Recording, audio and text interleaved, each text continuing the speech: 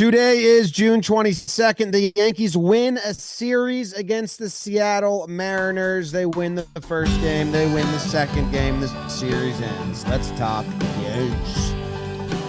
Talking Yanks with old Jomboy, Jomboy and Jake. Recaps galore, weekly awards, stat lines, theme, and hot takes. Get your Yankees news from these two fine dudes. It's time for Talkin' Yanks.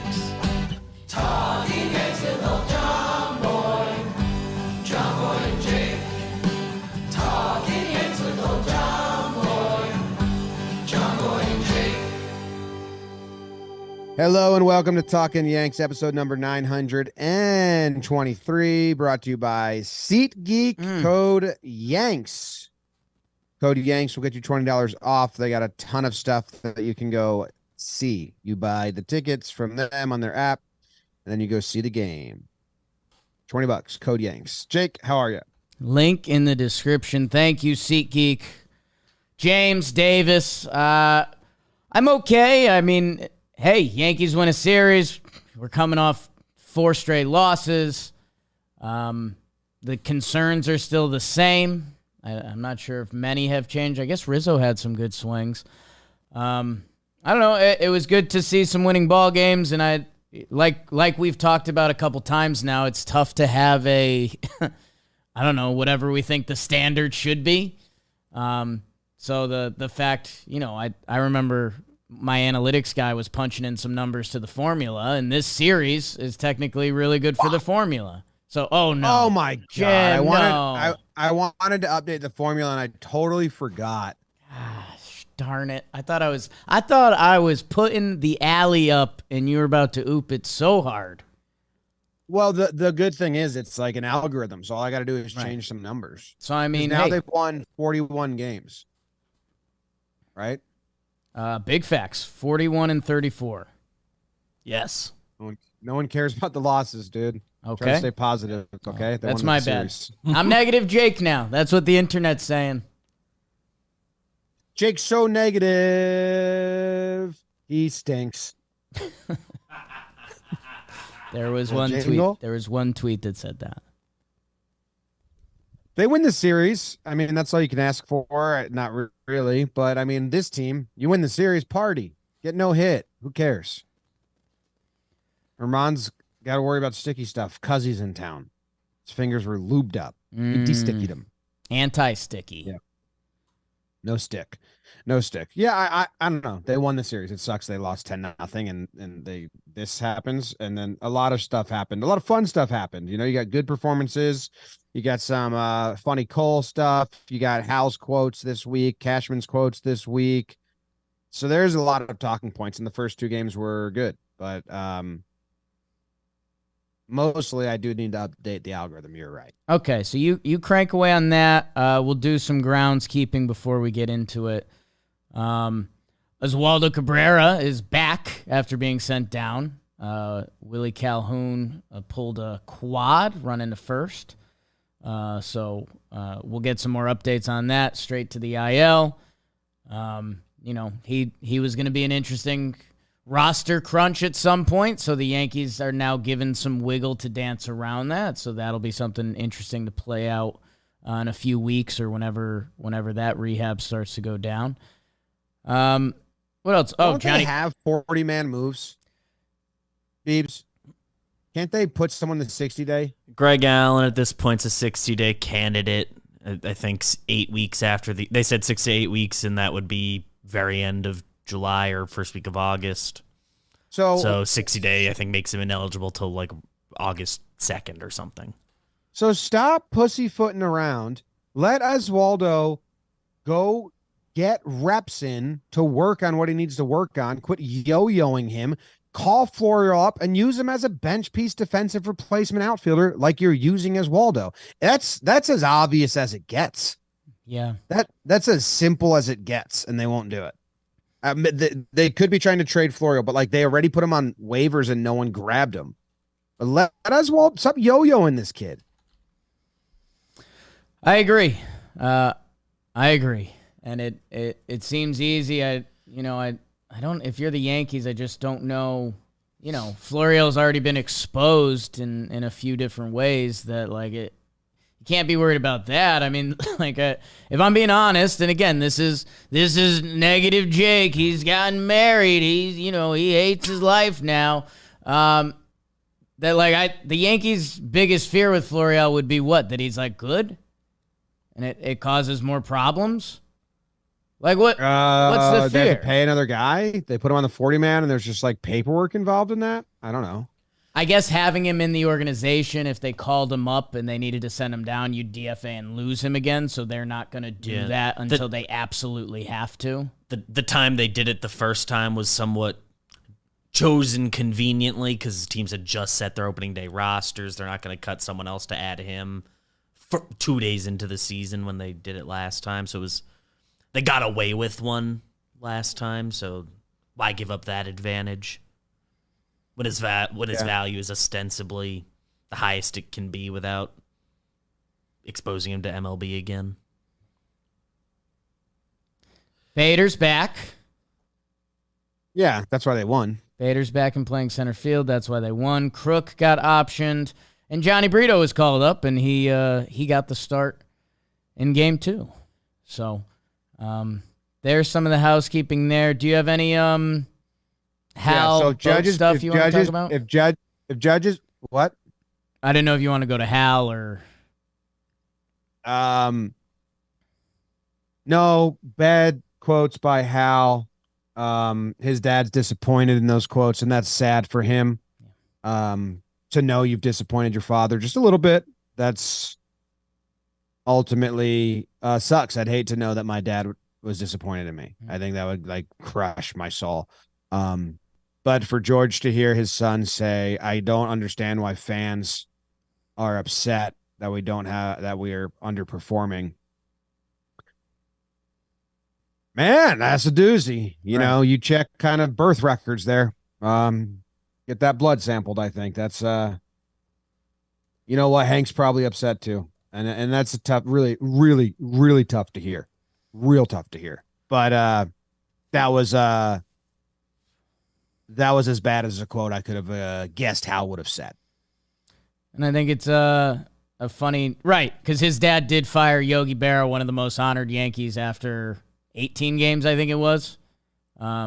So, yeah, I mean, you gotta think of the scope a little bit there. That's slightly different. And again, that's why people probably heard it in my voice, because I had forgotten a little until the Jeter doc. I mean, some of George's stuff, hey, don't get me wrong, there was a little bit of George that was off the deep end, but later George was kind of a beautiful, what made the Yankees again, that is clearly missing. And it's where we get frustrated when we talk to our new friend Aaron Boone, and he doesn't get our sense of urgency that, like, why aren't you guys a little more panicked that the Rays are killing you and you guys don't look good? And I realize in the clubhouse you need a little bit of stay the course and keep the resolve and all of that, but, like, I don't know. The Yankees are the Yankees because they demand excellence. So if you're not demanding excellence, then what are we doing here?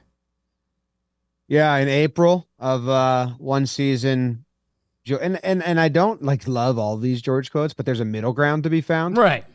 In April, he said, if my players don't start producing, there'll be more fireworks around here by the 4th of July than anyone can imagine. It's a different tone.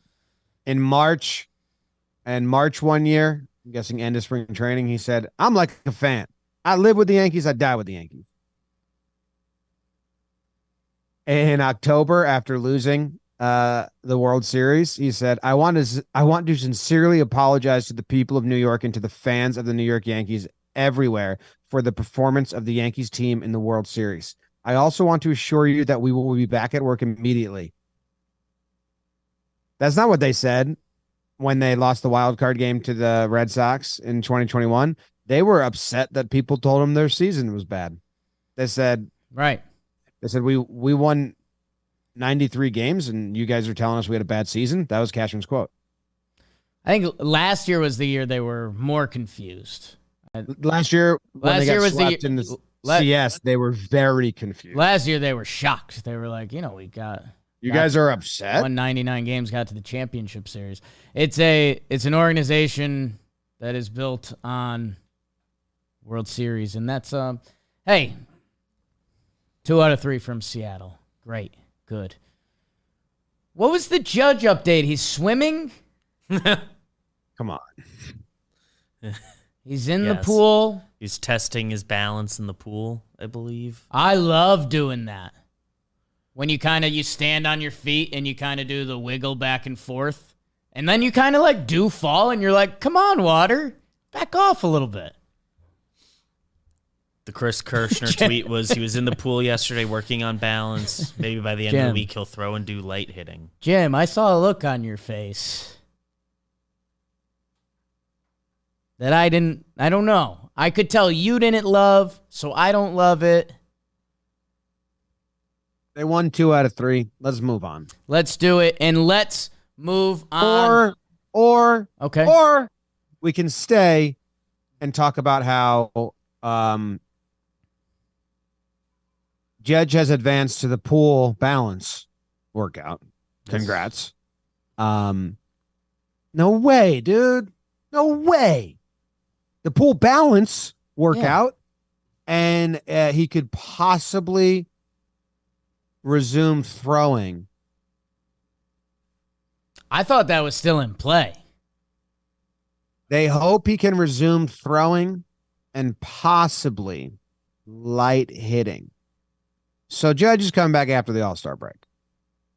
Just lock that in and don't tell me anything about his updates. I don't want to hear that he has graduated from possibly light hitting to maybe light hitting. The throwing one gets me a little bit because there's drills where like you stand on one knee and throw. I figured he was on your keeping knees. The arm loose. None of that matters. It's all It's all just service. Anyway, in the next 16 games, they can now go 6-16 if Judge comes back after the All-Star break. That's great. 6 more wins out of the next 16, 6-10. They can do that. Got that easy. And why go for more than that and be ahead of schedule? So yeah. June 22nd odds, we see Judge before the All-Star game. I'll say 20%. I like that number. 0. Okay. And yeah. Okay. Well, I think one of the things Boone said on here was, I hope he's back by the All-Star game. There is 100% chance you will see me at NASCAR Chicago. This is the first one they're doing, people. It's through the streets of Chi-Town. So if you're one of our listeners in the greater Illinois area, come on through. It's going to be... You actually pronounce both L's, Jake, on Illinois. Illinois. It's a one-of-a-kind event. They're literally like going through the city. It's every driver's first time going through this course. 12 twists and turns through historic Grant Park. Your guy, Grant, Jim. Some unbelievable racing, playoff spots on the line. And did we mention it's July 4th weekend? The race itself is July 2nd. So before the 4th, come on through or watch 5:30 p.m. on NBC, the first ever Chicago street race. I'd like to challenge that. I think there's been some Chicago street races off the book. I think this is NASCAR's first ever Chicago street race. I'll be there. The Talkin' Giants guys, Bobby and Pennick. I think Old Man Dan, maybe Joe's. I think it's going to be weird. Yeah. The crew. That crew doesn't get together a lot. It's usually not the only people at a thing. Kevin's on socials. It's gonna be fun. I'm jazzed up. All right, let's burn game 1.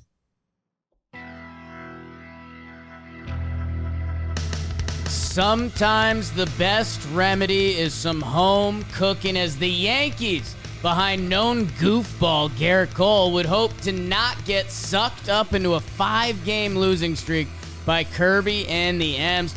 Top 1, has Tony got his Riz back? RBI double for Anthony. It's 1-0 Yankees. Bottom 3rd.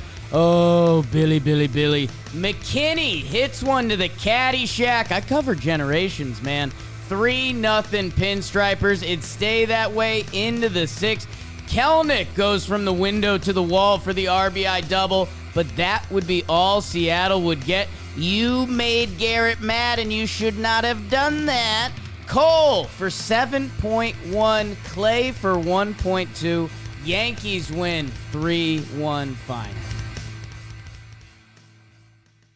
2 hours, 9-minute game. Cole dominates and kind of pitched with a little bit of an interesting repertoire for Cole himself. And they get to Kirby more so than the box score reads, like 3-1, close game, only 2 run scoring balls in play. But they did have 8 hits off of him. Is that correct? Yeah, 8 hits off of Kirby. And I believe they had a lot of hard hit balls. 1, 3, 4, 7, 9, 11, 13, 15 hard hit balls. So the offense did look decent, even though they only scored 3. They had a lot of innings with hits and or base runners, which that's normally a big box for you. That it felt like there was Yankees offense, and hey, maybe we're also we've been kidnapped too long by bad Yankees offense, but it did feel like they were having some good at bats and getting some hits. And then it was just one of those, I had my stomach in my throat. That doesn't make sense. No, I think for Cole, because Cole, we'll obviously get to the funny business, but Kelenic hits that double. Nice swing by him. Ty France scores. So Kelenic's on second. Eugenio Suarez is up. And I have that 1 second thought of like, wow, if Eugenio jumps the right pitch, we're talking about a tie game in a game that should have never been a tie game or didn't feel anything close to that. And then he strikes out Suarez on 4 pitches, 4 fastballs. So, the fastball was interesting because we were talking in our Talking Yanks, Jack, that Flaherty was kind of not feeling it. And then by the end of the game, Gerrit Cole was all about his fastball. Yeah, when I looked, when he didn't have a swing and miss on the fastball the first 3 innings or so, he ends up with 9, and it ends up in the normal area of swing and miss for him. But he dominated. Bader comes back and hits a single, steals second, and with that, McKinney hits his big home run, which was the big offense of the night. And then the other storyline is that Rizzo gets 3 hits and hits a homer, which is the RBI double at the beginning, which you need to see. It was a good swing. It was also kind of a catchable ball. I think if Teoscar gets 10 shots at it, he catches it 5 out of 10 times. It was right up against the wall. But Rizzo's swings and contact were better throughout this whole series. That, I don't know. Cole nasty and goofy, and then Clay Holmes, man, he's on a full blown heater, and he looks the part too. Yep. How about both teams going just one pitcher, one starter, one reliever? That's pretty cool. Obviously, you have to do one starter, but you know what I'm saying. Yeah. A clean, nice baseball game that I enjoyed. Bader seemed to come back, and you're right. They had a lot of good at bats. Like in the first inning versus Kirby, Stan struck out, but he went 5 pitches, and then Gleyber got a hit, and then Rizzo got a hit. Next inning, Billy McKinney 6-pitch at bat, which was pretty nice. Volpe comes up with the 1-pitch double play. Didn't enjoy that at all. And then the third inning starts off with an 8-pitch at bat from Gleyber, other than 4-4-5. So yes, that was part of it. But they had a better plan. Seeing Kirby the second time, he lit him up the first time. He was really sharp that first time, and this time they kind of had a better approach versus him. So that's good. Yeah. Just and then you want to talk about Caballero, Cabby and Cole. Yeah, that was fun, huh? Fun, right? Like, yeah. I'm not mad at Cabby at all. Everyone watched my breakdown and thought I was like ripping him, but I love that shit. Bernie Williams was the king of messing with timing. Nestor messes with timing. Like, I think he looks bad doing it against Cole when then Cole strikes him out. Like Cole, I think, had the more fun, but Cole also didn't hit him. He threw it 20 feet over his head. Right. If Cole throws at the guy and hits him, I'm like, Cole, you're now the baby. You've lost. So actually, Cole going like way over his head and just being like, you want to waste my time? I'll fucking waste your time, dude. Doesn't matter. Cut the shit. Was better than hitting him. And then Scott Service wagging his finger at him and Cole wagging his finger back is really funny. Yeah, I was trying to do a zoom out from the outside world because when that first went up, I was obviously at home cackling. I'm like, how do we get here with this Gerrit Cole that he's throwing moonballs to the roof, like peacocking, and then he's wagging his finger back and he's doing like an I think you should leave Tim Robinson face, and you're just like, how do we get here in like a year and a half? And it's fantastic. I saw, because when everyone started posting the face and the finger wag, I was like, you know what? From the outside world, if I saw a pitcher doing this, I'd kind of be like, what the hell's going on out there? But I don't know. Yeah, I think it ended up being lighthearted and fun, and it's kind of where it should land. And I was a little worried it was going to set like a ridiculous tone for this series. Like I was worried we were going to come out the next day and it was going to be like ugly because of that. But no, we're good. No. Yeah. Yeah. I don't know. Yeah. Some people were saying that, but I was like, oh, that was awesome. I thought everything was handled. It was like, that's good. That's the pettiness you want. Yeah. I think if you're still outside of the Yankees bubble and you think of like weird voice Gerrit Cole and you see him doing that with like a no name on Seattle, I think there's a little bit like, what are you doing, Gerrit? Like, why are you even letting this guy in your... Well, the fact that he's a no name is the reason. Right. But that's, it's kind of, there's a little bit of a bat flipping argument. Like if Gerrit Cole doesn't acknowledge him in any way and just strikes him out with 3 pitches and then like laughs, like that's just as cool, Yes. He did that the first 2 at bats. And then the third one, he was like, come on, dude. His reactions, the second at bat or when he steps out or whatever, he's just like, oh my God. Well, Caballero got that gross broken bat hit against him, right? Yes. Then that was the second time he steps out and Cole's like, oh, Jesus. And he pumps it up to 99, which hurt him because it broke the dude's bat. 96 would have played better. Yeah. Yeah. I thought that was fun. It's fun to have like just like a little laugh, a little moment of levity in the middle of it all. And yeah, I think the other, just circling back as I look back at the box score, a lot of guys contributed. Gleyber had a hit. Bader, McKinney, Trevino. We haven't seen a ton from him lately. Volpe. It was like, okay, like yeah, felt like a team effort. To the runs, it was Gleyber, Rizzo, Bader, McKinney, right? Yeah, I mean, RBI, McKinney, and Rizzo, but yeah. Yeah. Yep. It was good. I enjoyed it. Okay. Game 2. Yes. Now you got Brito making a start, and it's like, what's this all about? Because you win the Cole game. Great. You have to. But then, what does Brito do? Oh.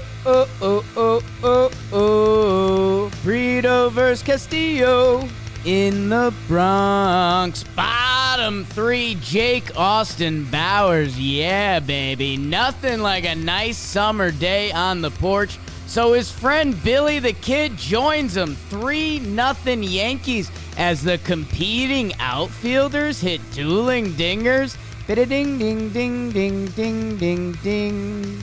Brito was brilliant. 5.2 innings shutout. Johnny be good. Bottom 7. Call tech support for your AV needs. Volpe puts a charge into 1. 4-0 Yanks. Mariners show a little bit of fight, but not enough fortitude as Brito, Cordero, Wandy, King, and Canely do it to win 4-2. Fortitude. How about Canely at the end? It's nice. Like that? Like that. I liked that. I liked it too. At the end with Canely, I was in like, I like that. 6 pitches, 6 strikes. Change-ups galore. 5 change-ups out of the 6 pitches. Well, then is it really a change-up? Out of the 5, 2 called strikes, 2 whiffs. One ball put in play. Guessing it was an out. Yeah, Flaherty was actually all over it, which was kind of some good baseball insight where he was like, Canley's actually not really going for a strikeout here. Like, the Mariners kind of are okay with a sac fly, and the Yankees are also okay with a sac fly. So just pitch him away and make him go to left field. And he did that. And then he struck out the next batter. So it's like, okay, sure, there's some baseball. Castillo really good. Yeah. And they get to him in the third inning with the first two batters. Volpe walks. Nice walk by Volpe. 8-pitch walk. 3-2 count. And then Bauers, 6-pitch at bat. Another 3-2 count. Hits the home run. And Castillo's really good. So that was nice to see. And it did look like they had decent at-bats off of him in this game as well. You know, Higgy works a 6-pitch at bat, the last batter of the second inning. So that's 3 in a row now where you're 6 pitches, 8 pitches, 6 pitches. And then after the 6 pitches, Gleyber goes 12 pitches. You're facing Luis Castillo, especially after seeing him last year and what he did to us. Like, the fact you get a win and a lead, like, I won't chop that down at all. I will say he definitely didn't have his ace stuff. He had more walks than strikeouts. And the Yankees put together some at-bats. I think it was a healthy mix of some good Yankees at-bats, and Castillo, it didn't feel like he had his fastball or wasn't locating his fastball for a lot of the game. But either way, you take that because, if we're doing a Talkin Yanks podcast and we say, oh, yeah, this is one of those games Cole didn't have his best stuff, we don't – it's not like you hide behind it. So, hey, they got out to a lead against Castillo. And Johnny Brito, man, only 3 base runners and 5.2. Like – yeah. A couple times the slider was looking good, which that feels cool because that's like the thing he's been working on. Very interesting, and it might come up later. I don't know. I'll save it. I'll save some Brito talk. I think he's going to come up later. That's been saved. Tabled. Anything else from this game from a managing roster point of view? There was a little bit of a gasp when Willie Calhoun was in the third hole because he hasn't been getting a lot of starts recently. I know you guys had on the pregame. It had been just his second start in the last 10 days, I believe. So again, that's kind of one of those weird Yankee things that it's like, okay, so all right. And then trying to see what else. They pinch hit for Bauers, and then it's a defensive replacement, but you also get IKF the at bat, lefty righty thing. Right. Bauer's numbers have been bad versus lefties. Yeah. So that's that. And you're putting IKF in the field anyway as a replacement, so right. Might as well. And yeah, DJ didn't start these first 2 games, which was interesting, and we kind of haven't touched on yet. And Stanton wasn't in this, so they liked their lefties, and we now found out it was a precursor to get Big G a game in the field. And how about pitching changes? They go to Cordero for the last out of the 6th inning because obviously that's what they do. And then he gets all 3 outs of the next inning, goes through Teoscar, Kelenic, and Suarez. Then Wandy gets the clean start. Does give up a home run to Demo. So they bring Kinger in. He gets the strikeout. But then Kinger goes, he walks Julio. France hits a single, gets Teoscar out, but it's a deep fly ball to center. And they say, all right, let's get out of here. And they bring Canley in for Kelenic and Suarez. Were you surprised by that? Not at all. That King pitch should have been a home run. They threw him the right life raft right at the right time. That was bad. I mean, Teoscar showed his emotion on it, and you watch a lot of baseball, you see that pitch go a long way a lot. And yeah, King is not in a great stretch right now that I think the Yankees did like an oh my God, and we're like, let's absolutely get him out of here. So no, I didn't mind that. And yeah, I guess I don't want to feel like I'm playing the result too much. Johnny Brito's at 81 pitches. He just walked J-Rod on an 8-pitch at bat. You bring in Jimmy Cordero with 2 outs, and they like that. So I guess I don't mind that one at all. But, yeah, I thought they were good on the King pull. And then, yeah, I felt, I don't know, saddest I've seen Wandy on the field giving up that pinch hit home run. Yeah, I think, thinking he's rested Yeah. and got more gas in the tank, and then that kind of stunk. Yeah. Trivia. Rest him a little. Canley's here. Do you know when Wandy last struck out a batter? Ooh. June 16th. Jimmy, you're abstaining from guessing? I just don't know. May 31st. How many has he faced since then? It's been a good chunk of games. Yeah. Nice. Something I liked Seattle managerial-wise, they lead it off Caballero the day after next Cole. game. Yeah. So I like that. I noticed that. I don't know. I don't know how they use him, so I don't know if that's normal or not. 9-hole to lead off. That is first. I think that's his first. That was his first time batting leadoff. Yep. I don't know what that is. Like, was that a strategy of like backing him up, or was that just like fuck it? There's not lefty-righty stuff. We beefing? Here he is. Well, oh shit, they're very consistent in their lineup, and Wong came in. Wong replaces him, and Wong has to bat 9th, and then you just leave like Julio has batted second the last 15 games. France has batted third the last 15. Hernandez has batted 4th the last 10. Kelnick the last 10 and 6. Suarez the last 10.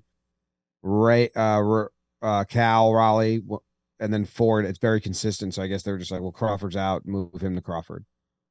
It's not messing anyone else up. Love consistency in lineups. Love it. Love it. Can't wait. Maybe when I'm 40. Maybe. Hire Bruce Bochy. I mean, Torrey's going to come back and manage. Heard that. Where'd you hear Nowhere. that? Oh, okay. Nowhere. Thought it. I haven't heard that either. Let's straighten this out. Play the guys in the same spot. Let's straighten this out. Oh, but actually, we've got these analytics. Oh, you've got deep dive analytics. I've heard the Rays have this stuff where they pair swing paths with pitch paths and all this crazy stuff. Oh, no, Joe. It's way simpler than that. Lefties up, righties up. Righties up, lefties up. Yankees analytics is just a guy looking at his hands. And it's just like L means lefty. If this, and then it's a picture of like a cartoon throwing with his left hand. This, and it's a batter hitting from the right side. How big's that toe? If this. That's our analytics department, Joe. Are you bought in? No. That's nothing. Game 3? Think so. All right. 2 pitchers take the mound. Herman, woo. Yanks lose by a lot, but they win the series 2 games out of 3. Why'd Herman do that? He kind of does this. He's a little bit of a streaky pitcher. Do you think, in your heart of hearts, what percentage are you allowing the theory that Phil Cuzzy, the most predominantly throwing pitchers out, suspensions for sticky stuff, the toughest sticky stuff crackdown in the game, and Herman gets a 50-game suspension? How much do you subscribe to the thought process that maybe he just went super light on the rosin and was like, I'm not risking this at all, and that hindered his performance? I won't rule out a rosin theory, I guess. What percent would you put it at? I would put it at 10%. Nice. I was at 9.8, so just slightly below you. So we'll round you up. We'll both be 10 on the graphic. BBD, get that going. I don't know about that because it was like a hard 9-8. Yeah, I mean, I think Herman probably gets mentioned later. But I had a funny kind of thought in my head. I was like, he's a same but different with Jameson Tyone. Like Herman's got pretty baseball pitches, and when they're awesome, it's awesome, and he gets hot, and then he has cold streaks that you're like, what the heck, dude? That's the flattest curveball I've ever seen.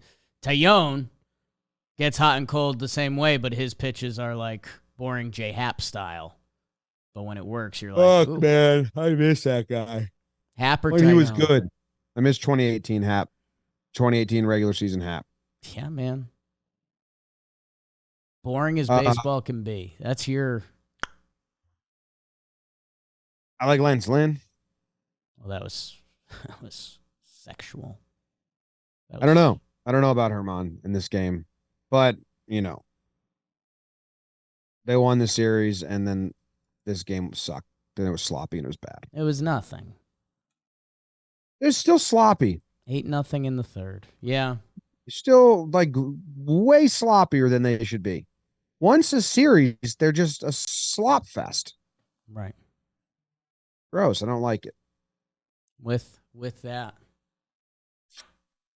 All right. Let's get into awards then. Let's get into awards then. Awards are brought to you by Shady Rays. Oh, I love Shady Rays. I used to know a Shady Ray. Just put on a pair of Shady Rays. These aren't the pairs I wear every day, but these are kind of my office pair. Sometimes I will bring in my other pair of Shady Rays. And we have a big Shady Rays announcement coming. Has he said Shady Rays yet? World-class product, just as good as the expensive ones. Durable frames, extremely clear optics. This is where Shady Rays is special. Lost and broken replacement guarantee. You break them, you lose them. Shady Rays will send you a pair back. No Q's aid. DM me if you don't know what that is. And for our listeners, Shady Rays is giving out their best deal of the season. Go to shadyrays.com. Use code YANKS.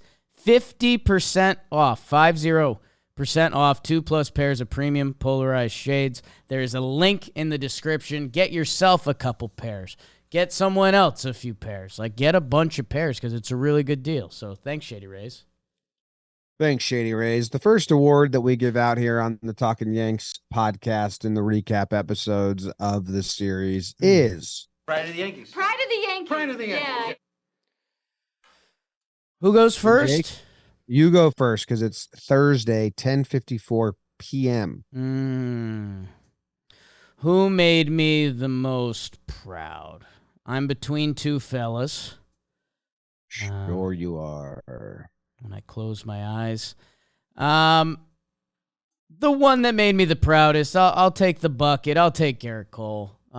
Yeah. Again, just where we've been with this guy. If you told me that ever he'd be silly wagging his finger at an opposing manager and throwing one to the backstop just as like a goof and a gaff, as like, you're not on my level. You want to D-bag around? I can D-bag around so much more because I'm that much better than you, dude. And then he had his joke lined up in the presser, and Jimmy, I'll give you the credit. You were on this, that, you know, he had his go-to, you know, the high fastball is an effective pitch. And then, like, the other journalist kind of came in, like, still trying to ask that question and kind of, like, ruin the joke. And Gerrit was like, oh, come on, man. He literally said that. Like, he was like, he made his joke, which was like, I'm admitting to it, but I'm not going to, like, openly say it. And then the reporter's like, so you were throwing it intentionally, right, Gerrit? I don't know who it was. Hopefully it's not someone we know. And then I think he said his name, like Rob. He said, and Gerrit goes, yeah, Rob. Like I said, high fastball is a pretty effective pitch. Yeah. And it was like, shut up, dude. I made my joke. You make me repeat my joke? Now I'm just mumbling, hey, look at that tree. Anytime you dissect a joke, it gets worse. Yeah, it's like a frog. Like a frog. So that's cool. And he pitched really well. Dude, I know we talked. I don't know who I was talking about this with. Maybe it wasn't you. Never mind. I think it's on a podcast episode that hasn't been aired yet. Okay. Or maybe it was you talking about how the fact that science is one of the 4 things you have to learn in elementary, middle, and high school. Yeah. Was that you? No, but Like English, sure. Math, understand. Yeah. Reading at the beginning, comprehension, that's very important. History, I think probably not as much needed as you, but there's some good you should just like lessons. Oh, this has happened before, There's a you know, so you don't. baseline we should all know. Yeah, but science, they ride science every year. Yeah. You do a new science, you're never using that. So when we talk about dissecting a frog, I was like, what the fuck did I dissect a frog? Why do they have every kid dissect a frog? That doesn't help you in any way. They put science snuck into this is pure curriculum. Like they would always say, you're going to need to know math later. And I'm sitting here like, fuck, I wish I was better at math. I should have really learned it. I've never once been like, wish I paid attention to those science classes. It's tricky because there's definitely a baseline, right? And I wonder how much of it. Like sun goes round, planets exist, stars are this. Right, which, you know, you had that by the end of middle that's school. That's tough to pick up for some people. And then I don't know, when you're dissecting the frog, you're what? Learning about organs and things, which is kind of important. Like you're not learning about frog organs necessarily, but you're learning about like your organs in a way and stuff. So I don't know. Like I agree with you that like also dissected a worm in a cow's eye. They push it way too far. I mean, you know, it starts getting to a point. Me and Danny Farina, we lit up our chemistry class. I mean, they gave us beakers and stuff that made explosions, and we were literally just dumb boys seeing how we would try to see how many times we could shoot it up and hit the ceiling when the beaker would explode. And it's my chemistry teacher in high school failed me and threw a tennis ball at my head. Yeah, you guys were on a different wavelength. Yeah, I had to take the class again the next year, and I have I told you this? I've told this before. They did put me not in his class, and I went to the counselor and said I want Mr. Juicy's class, and because I tortured this dude. He was such a nerd, and I walked in that day, the first day of school. What's up, Mr. G? And he said, no. I specifically told them not to put you in my class. And I was like, yes, I went and changed that. Yeah. He was like, he was like, oh my God, this kid's stuff. a monster. That's demon stuff, man. He did the whole seating chart as a triangle with me in the back middle, so I could get nobody's attention. Yeah. Everyone was ahead of me. I mean, the game of chess you two were playing must have just been magnificent. It was awesome. He hit me in the head with a tennis ball because that's what he would do, or would threaten to if he fell asleep in his class. So I fake slept as hard as I could, right, till he hit me. And then when he hit me, I went, oh. Ow! Ow! Ow! And then he apologized. He felt so bad. I didn't think I was actually gonna hit you in the head. I'm so sorry. I was like, oh my God. That's tough. Yeah. Ow! Ow! Who's your pride, Jim? My pride is Johnny Brito. All right. Yeah. Which I'll let you talk about your boy later on. But also, Johnny Brito, when I saw his final stat line, this is like a very butter knife thing. Sure. But it also was a little, I had my head popped up like, when I saw it, and I did the research and I was right. So then I was proud of myself for having the correct light bulb flick. 5, his line is 5.2 innings pitched, 0 earned runs, 2 hits. Now it's like, I think Johnny Brito's got 2 of those, and he might have the most on the team. And then I looked it up, and he does. So if you go 5+ innings pitched, 2 hits or less, 0 earned runs, that line, right? Now the tricky thing is, other pitchers could have had this and then given up runs in the 6 or 7. So that's where it gets butter knifey. But your final line, 2 hits or less, 5 innings or more. He has 2 of those starts.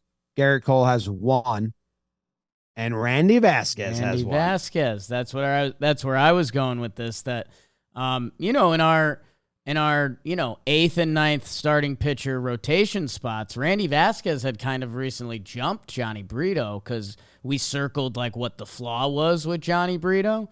That when I saw he was starting, and dude, I kind of had a look myself in the mirror moment because this was coming off of Boone Day. Me and Booney, we're brawling, we're beefing. And I come up the next day and I'm like, wait, Johnny Brito's getting the start. I'm like, what? I kind of missed this? Like, should we have talked about this at all? And then, yeah, he kind of shoves, and I'm happy for him. Like I said, the slider looked good. And hey, him and Vasquez, man, I had that weird moment again in today's game. And whether it's Vasquez, Brito, or Herman, I would still love a true long reliever. Like, I hated that Herman's having his bad start, and I had to go look at the bullpen, and I was like, okay, so how are we getting through this? And it's like, all right, so Ramirez, we'll try to get like 40 out of him. Who else hasn't pitched? It was like, okay, are they going to have to use Ron today? Okay, Albert Abreu for sure. And I don't know. Like, I think there's still some value to having a true long man in a bullpen, and maybe one of those guys will be there at the end of the year. Yeah, if they're there, do you pull Herman like way faster and then you have support? In a game that they think is important, they absolutely would have, because Herman had nothing today. Yeah. Yeah, and it was interesting when they said that Brito went back down to the minors in between his starts from May 21st or whatever to now, and has just walking a ton of people. I can pull it up. But that's what I think Flash said. That, hold on, this is too easy to pull up to just carry on without it. In his 4 starts in AAA, he walked 10 batters in 4 starts and had a 7 ERA, 384 on base against. But because he was a control guy, right? Sure. Like that was his whole thing. He throws strikes. Well, he's changing his pitch. He's changing his pitches. So he went down to the minors and worked on shit and had to probably some struggle points there because his 4-seam fastball, which is what he has not great control over or control of, is he didn't really use it in that game. It was his 4th most used pitch. And the first 2 starts of his career was his 2nd most used pitch with the changeup. And then it dropped and then he tried to go. And the sinker is now the primary fastball and his primary pitch, with the curveball being next to the changeup. So it's cool to hear a guy go back down to the minors, work on something. It's not results driven. It's just feel, come back up and utilize it. Like he could have come back up and been like, I'm not ready to use this in the big league level, but it was a much different pitch mix. And hey, maybe there's something there with the Mariners too that ties into that pitch mix. Mariners are a big punchy team this year. Maybe there's something that they're weak against that, and he was tapping into that. But the fact that he can tap into that, because we saw him, what was his last start that was like the, oh no, Johnny Brito start? Maybe it was the Blue Jays that like, it was just like, oh, he's kind of got nothing for these guys right now. So to see that, and yeah, that's one of those minor leagues sometimes can have a spring training effect that you can't fully read into the numbers. I guess that's more so for pitchers, because if you're a hitter, Blue Jay start was good. The Red start maybe you're thinking of, or there was like his 3rd start of the season was really bad, but could have been that. But yeah, they for hitters, they're generally working on the same thing, just getting hits, get on base. But pitchers, yeah. I mean, he was clearly working on some down there. And again, I know we've gone a little bit from dreaming of a trade deadline, but, Vasquez and Brito look like something, which is kind of nice. Yeah. His curveball and changeup were really good in this game. So, way to go, Johnny Brito. Yes. What is the rotation? Is he sticking around? Did they already send him back down? Or I think I don't believe they sent him down. No, he's on the roster. They called him up for Crook, and I think what they're going to do is they have another off day, but their series after the off day and after Texas is Oakland. So I think he gets one more start against Oakland, and then they probably see where they're at. All right. So like all the starters get to use that off day. Yeah. Makes sense. Who is your... You Yankee motherfucker. I'll go Herman. Band-Aid. Herman and Cole. Yeah. Wow. Basic. 3.1, 8 earnies. So, okay, so 10, 2 unearned runs. But yeah, man, I mean, there was just nothing. It was, it's one of those, it's one of those pretty crazy moments when you do realize how good Major League Baseball hitters are, that it's like, you know, you're like, well, yeah, I know he doesn't have his best stuff, but these guys are going to miss some, right? And they just weren't. So yeah, I don't know. Tough. Domingo, that was very important through a chunk of the Yankees season, is now in like a deep hole. A deep hole. God, man. Ooh, okay. I was dancing around the guy to think about, and yeah, Herman. Not much else to say. Hope be better next time and make us forget about this. I was dancing around a couple options, but looking at the board here, there is someone I'm going to go to, and that person is, and they're getting their, if I'm correct, their first MFer of the season, which maybe is wrong. DJ LeMahieu. I think it's his second. Played one game because we had to give him a couple off. It didn't look like it helped. No. Then it says we gave him one, Beebs, but I can't find it. You gave it last time they faced the Mariners. Look at that. Yes, that is the Mariners series. So he doesn't like the Mariners. That's tough. That's what he and Rizzo talk about. The numbers are bad. Yes. Like on the whole, I know this is a one-game performance, which usually doesn't MFer, but the numbers that you can tweet out about DJ LeMahieu now are like really bad. It's like 3 hits in his last 55 at bats or something like that. Yeah, I mean, in the middle of May 16th, he had an 801 OPS in the 8s. Since then, 23 games, a 163 batting average, a 479 OPS. 5 hits in his last 36 plate appearances. It's tough, man. I wonder, you know, the Peraza stuff has gotten weird with his. We don't really know if it's an injury or illness or whatever's going on down there, but feels like we're getting pretty close with Rizzo swinging the twig a little bit. That, I don't know, a little phantom DJ, and it might not be phantom, right? This is a guy that last year was hurt and kind of hit it, and then they looked into it.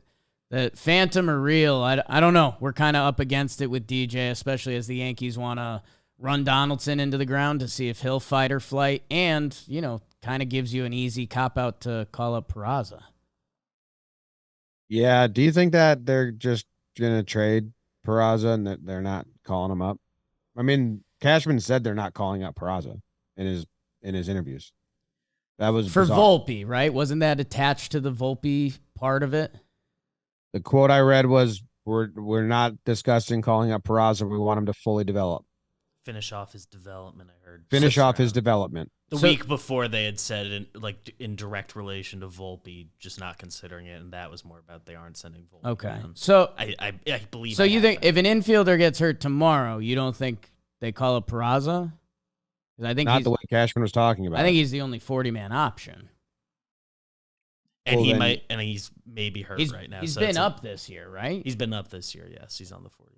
So yeah, but if you trade a guy, you want option or no? They have already used it, so they've already used it. But you only get so many in a year, so I have no idea what that means. You want to save 3 for the other team? I have no idea. But the Cashman's quote was bizarre. Yeah, I think that was just to get heat off Volpe. I'm not reading too much into that. I think if they announce DJIL tomorrow, it's Peraza up.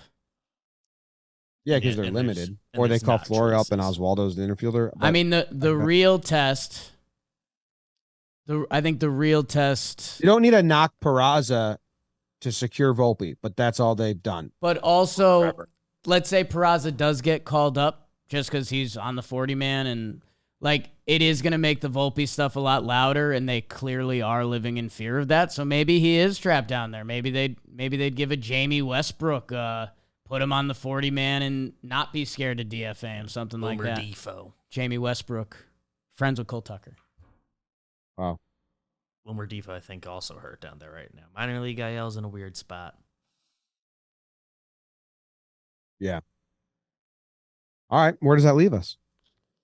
First award? You get to go first? I think it brings us to regular old awards brought to you by Manscaped. Trim your biscuits. Brand new Weed Whacker 2.0. That can help the nose here. Sorry, getting ready to go to Chicago. The nose here. The ear here. Code Yanks will get you 20% off plus free shipping.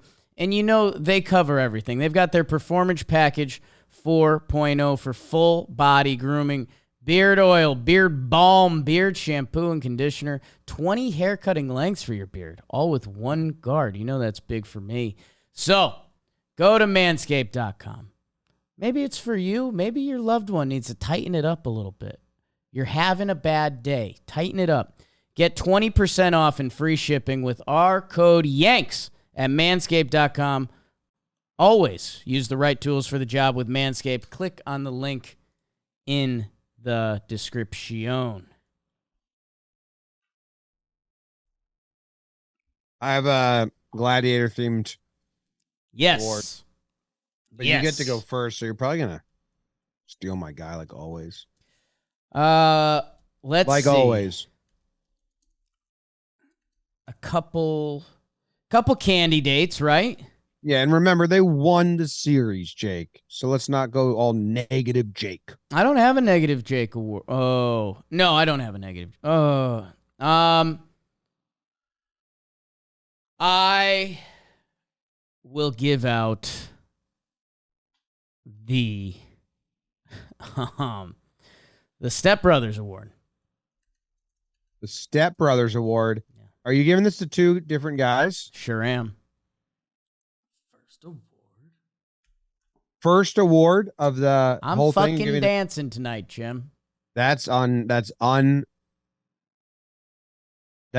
rule breaking. Yep. Bauers and McKinney. Yes, Jim. You get 2 points. You're welcome. 2 points and you get docked. Because no. If you didn't get 2, I get docked. But you got 2. If I give out an award to I don't get docked. If I give out an award to multiple guys, first of the 4, you're mad at me. No, not if you get cocked. You just got cocked, dude. It's what everyone's saying to you right now. John got cocked. Bauers, McKinney. Hey, man. Did we just become best friends? Look at us. Some minor league guys toiling around. We're with the Yankees now, dude. This is sick. The food's awesome. We're getting that major league paycheck. Dude, you're balling out. Some of those swings you got, Bauers, you got some real pop, man. Oh, dude, McKinney, the way you track down balls, man, you kind of play with your hair on fire, kid, and you be getting on base.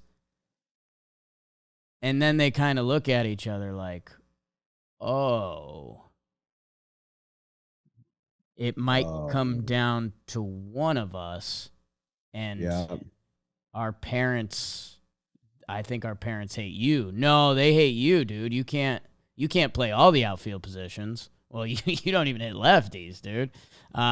So, yeah, they were friends for a week, and now they're full-blown beefing. But, God, I love me some Billy McKinney. Billy the Kid. Yeah. I mean, I like both of them. And I like McKinney if he can hit more. I just feel like Bauers has a better shot. I don't know why. I feel like he's been given less run with like a reclaimed approach and swing. But maybe McKinney's doing the same thing. I just haven't heard it. But McKinney's been given some decent run. Actually, who's been given more MLB run? I think it's Bauers by a lot. But the problem is, yeah, he's been on the roster a lot longer. And I think we're very much getting what I refer to on Talking Baseball as the Eddie Rosario effect. Bauers is doing it from the leadoff spot, like middle of the lineup, where McKinney has been actually out hitting Bauers in a shorter sample, but he's been doing it from 6, 7, 8.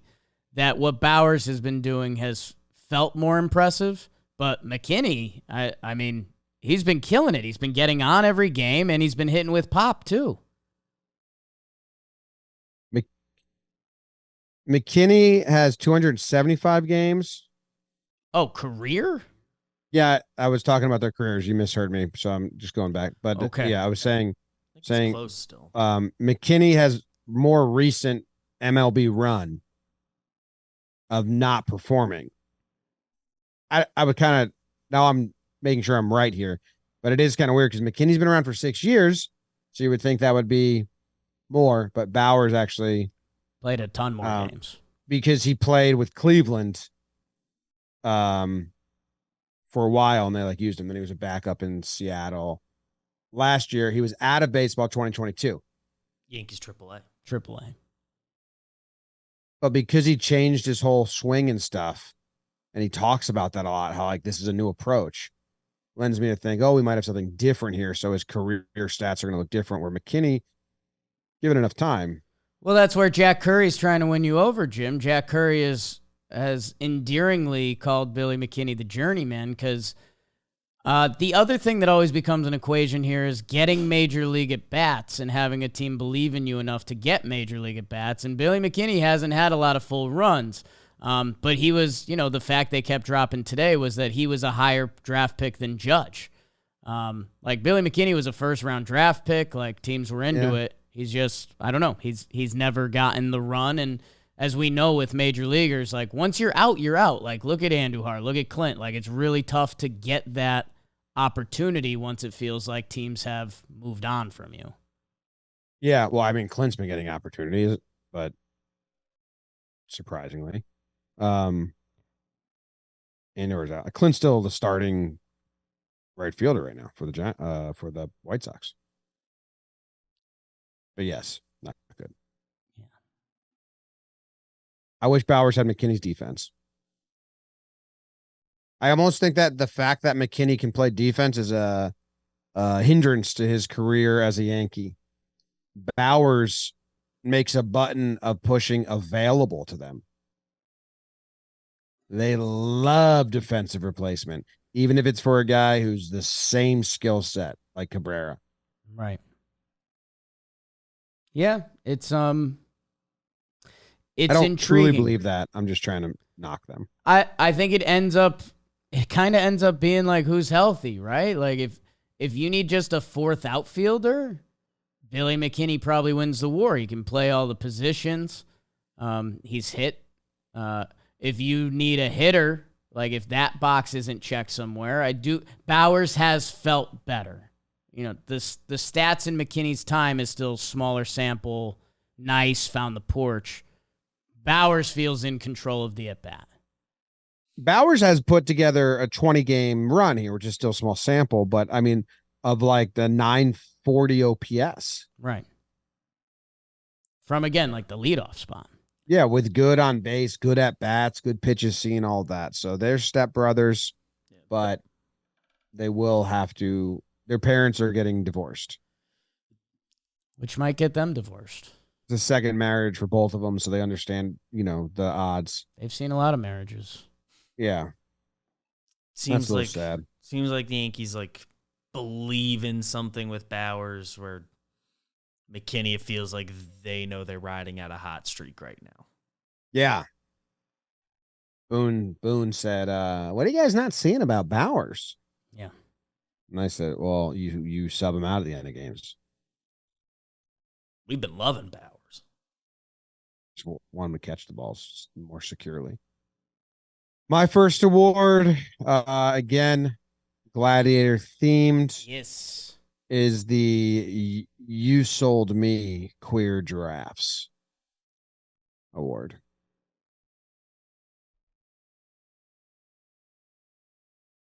One more time so I got it. I sent the audio to Beebs. I don't know if he has it, but it's Sold me queer giraffes. You Sold Me Queer Giraffes award. And if you don't remember that scene in Gladiator, he's grabbing the dude by the nuts really hard. It's the traitor. And he says, "You sold me. Go ahead, giraffes." Giraffe's a naturally gay animal. Right. So, he's in the wrong. But he wanted giraffes to mate, and they're not mating.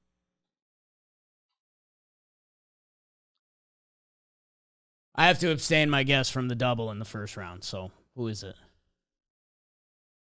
Well, you can guess, but it just won't count. You'll be assigned an extra guess. Nick Ramirez. Punishment. Oh, I don't even know who that guy is. Josh Donaldson. I know it's him, but go on. He's a lie. Mm. Twins sold us queer giraffes. Thought this guy could play.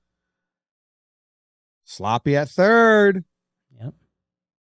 They asked Boone at the end of the game today, do you think that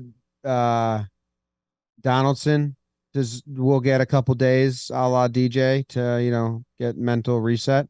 It's in play, maybe, but let's play at third, he's catching the ball well, and he really got some good swings off today. It's like shit, man. Judge is doing that in the pool. We hope. Doesn't look promising at the plate for Donaldson. Yeah, I mean, it feels like, unfortunately, as Yankee fans, we've gotten a pretty decent pulse of when there's a point of no return. And, yeah, I don't know. He's 3 for his last 33. Isn't that right around DJ? Time for him to go move on to the Dodgers. Hell. And have a great second half. I mean, with how bad him and Stanton's at-bats have been back-to-back, those are the toughest parts of the game right now. Yeah. To watch those back-to-back, you're just like, oh, my God. I've decided to just get into sneezing fits during those at-bats. And that's just like a little bit of a release for you, or what? It hinders my ability to watch them. Sneezing so often. Does that take away later sneezes? Does that reduce your daily sneeze amount, or are you just adding sneezes? Adding. Really? That's Adding. crazy. Yeah. Yeah. I put Katie on a hard limit today on her sneezes, actually. That's good. That's being a good husband, though. She let out 2. I said, that's 2. 8 to go. She was like, what? I've seen you tell people that. I've seen that one. Yeah. That's a Jemima O'Boniel special. Meanwhile, I wake her up like I'm sneezing my nose off of my body. Right. Oh, did you leave the window open last night? What? Oh, you wake up like that every day, Jimmy. Oh, shit. Right. When you start waking up like that, just say something like, is the war over?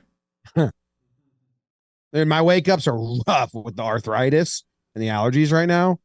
And she's pregnant, and James is crying at the door, and I'm like, guys, can't walk. It's tough. It's pathetic.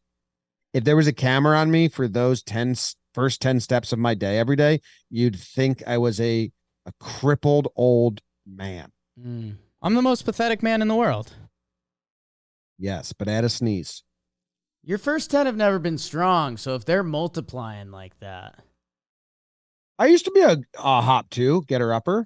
But after you needed the first 10, you'd kind of get to the bathroom and then you were good. But like those first 10, your eyes were missing, your thoughts were missing.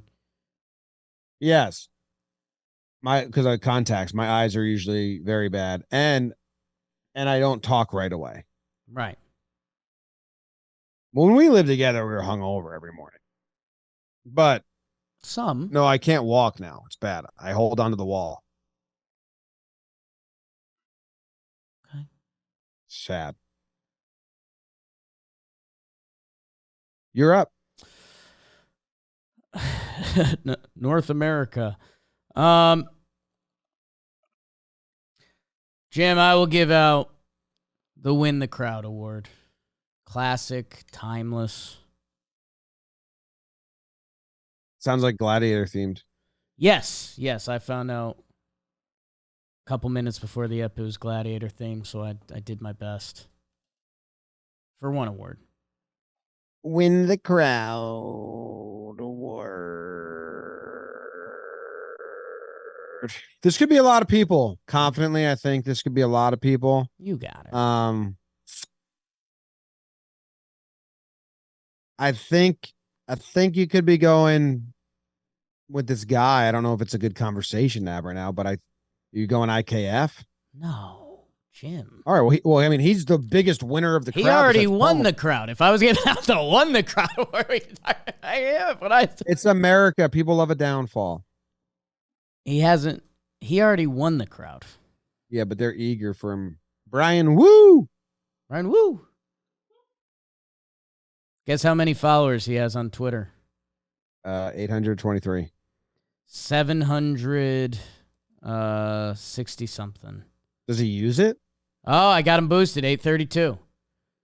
He reposts Seattle stuff. But I don't know. Seattle people know about Seattle. If there's any city that knows about itself. It's just one of those, again, Yankee things when guys, I don't want to play for the Yankees. Well, you get a ton of followers and then you sell ads on them and you don't mind that. Nestor's in like 20 commercials. If he was on any other team, he's a huge like unknown. Campaign. Yeah. I mean, yeah, Ranger Suarez ain't doing commercials. He had the same exact 2 years as Nestor. He's definitely not doing commercials. Jim, it goes to Anthony Volpe. Oh no. Boy, does the crowd want it. They want to be won over. They want to be won over so bad. Yes. Okay, so you're out. You're in. Very in. Suddenly not interested at all. I thought you were going to say he's won it, or he's like, or he even stepped closer. It's not the one the It's crowd. not the won the crowd award. We've been over this. IKF is our gladiator. He's our hero. Anthony Volpe. Boy, does the crowd want to be won over by him. He puts together a nice series. He has a hit in each game. I believe he has a couple walks. The one nice one before the homer, too. And yeah, the home run, which again puts, I think, I'm not living scared anymore. That, like, yeah, the homer doesn't excite Yankee fans a lot. Like, it's like, I think it does, and that scares me. That's where I thought not the real ones, not the people listening to Talkin' Yanks, dude. Like, yeah, if you're in the crowd at a Yankees game, you're cheering for a home run, but it's kind of like we already know that tool is there, and it's a sweet tool, and yes, we want to enjoy that tool more, but we need more around it. Like, we've just shown it with Donaldson, Gallo, and some of the other guys we've referenced. That, yeah, he made a nice pick, couple plays at shortstop. Win over the crowd. The crowd wants it so bad. Just keep putting good series together. I like Todd Frazier on the pregame show. He was saying, they were talking about when you're in a slump, what's a good like mentality have? And Todd was like, just try to do one good thing every day. And I was like, okay, that's not bad, Todd. That was Joe Torre's to Tino, the famous story. And that's not bad. And guess what? Joe Torre, Todd Frazier, some Jersey action, Italian.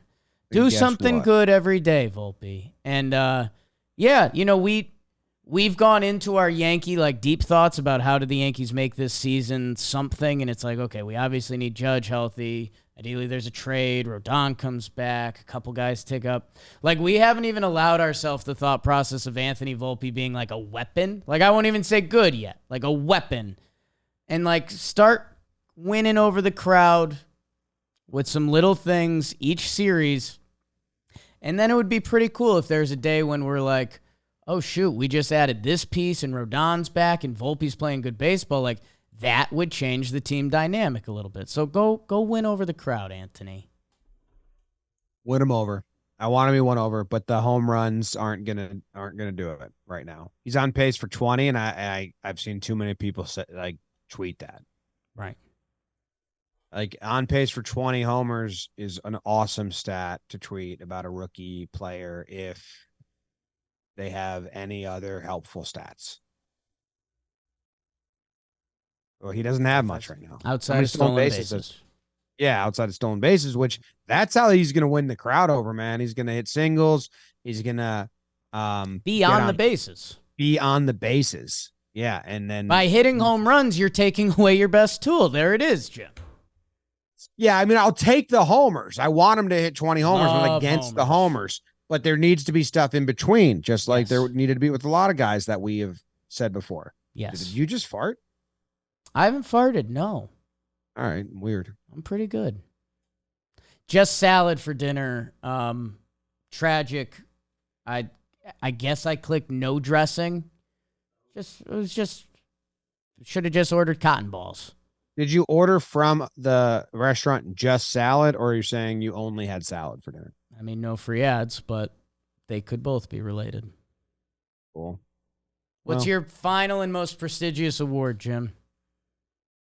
My final and most prestigious award is the time for half measures and talk is over, Senator.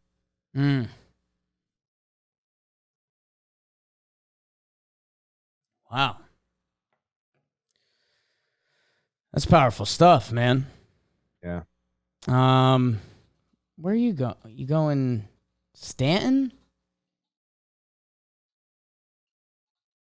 Could, but no. Okay. Appreciate it. It's a topic that has been talked about a lot. Okay. But now the Senator's biggest adversary is taking his stand. I don't know if that makes sense. Gleyber, another mental mistake. And it's over. We can't be asking you about mental mistakes. He forgot the outs or thought that ball was going to drop or whatever the hell that was when he got doubled off. Yeah. It's the time for half measures and talk with Gleyber's brain farts is over. There needs to be action had. Yeah. Ray's just benched Wander because he's a big old jerk, I guess. Gleyber's not a big old jerk. Just gets sleepy, distracted sometimes on the field. And let's work on that. Let's admit publicly it's a bit of a problem, because then maybe Gleyber hears publicly like, oh shit, they've never mentioned to me they thought it was a problem. They just always tell me to keep being me and be confident who I am. And I'm a guy who, forget sometimes. Yeah. Come on, man. We're at a breaking point, I think. I'm going to tell you two different things that are sad back to back. One, I don't even think the Yankees really think that's too much of a punishable offense. I think they're like, that's a borderline ball. Gleyber's trying to score on that if it drops. We almost don't hate his aggressiveness there. I think there is some genuine thought process there that's just very different than how baseball used to be treated. Follow-up thing that was sad, before this game, they had Gleyber do the pregame interview with Meredith about like all-star voting and you should be an all-star. Meredith asked Gleyber, and they was like, so what do you think about your season so far, Gleyber? And this is him like supposed to be giving his push that like I should be an all-star. And you could see him just think like, I don't know, but I definitely shouldn't say that right now. So he was just like, it's good. And it was just one of those moments that it was funny in all the wrong ways. That it was like, man, you're having 2 mental errors a week. Your stats aren't really that good. That like, you can't sell yourself as an all-star right now. But I realized we didn't think that through until we got up here. So, yeah, man, I'm with you. He's open to participating in the home run derby. It's huge. I think he's done good in like the Venezuelan home run derby, but the fences are 112 feet. Official? Like a quirky thing they do. That's pretty quirky. And no, that's not official. Unofficial. Okay. That's unofficial. Don't. Yeah, man. Okay. What else needs to be checked? Stan's in a bad way. Shrug. Rizzo showed some good signs. We liked that. Stan being bad isn't an actionable thing. So it's just like shit. Wait till he gets better. Got into the outfield tonight. Yeah. Like Donaldson has action attached to it. DJ has action attached to it. Everyone else does. Stan doesn't. Judge doesn't, obviously, you know? Yeah. Bader, Trevino, Higgy, because of the defense, their offensive stats. So, like, I don't know. I honestly, because there's no action attached to it, he's going to get DH at bats if he's healthy, and you just hope he gets hot. I really haven't even put it in my mental list of like complaints or like annoyances. Obviously, I want him to get going, and it's not fun watching his at bats. But there's like 4 guys that have like action that can be taken to remedy or try something new. Yeah. And he's not one of them. So it's just like out of sight, out of mind a little bit for me. Yeah. Yeah. I guess, you could do some lineup stuff, but they won't. Or I guess how bad would it get that you got to give him some rest? Yeah, I mean, that's the most it would be. It would be 2 days off and down to 5th, maybe. I doubt they even do that, to be honest. I think that's about it, right? Yeah, I think so. I mean, they won the 2 series. They were good games. They didn't go crazy offensively, but they had really good at bats. And then the third game, just a pitcher they're seeing for the first time versus pitchers they're seeing for the second time or multiple times. It's literally a big difference. Yeah. Yeah, this Texas series is going to be interesting. They've been really good and they can really hit, which will be interesting. Maybe that bodes well for the second half of the season. The Yankees have seen all the pitchers, most of the pitchers. Yeah. All right, cool. Good stuff. Goodbye. Love you. Go Yanks. Oh, telegrams. Go Yankees.